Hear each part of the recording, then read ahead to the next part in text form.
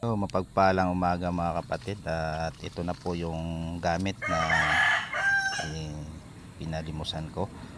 At shout out sa kumuha nito na taga Boracay. Yan ang maswerte tropa natin na nakakuha ng gamit na ito. Ito na kapatid, ipapadala ko na ngayon sa L3.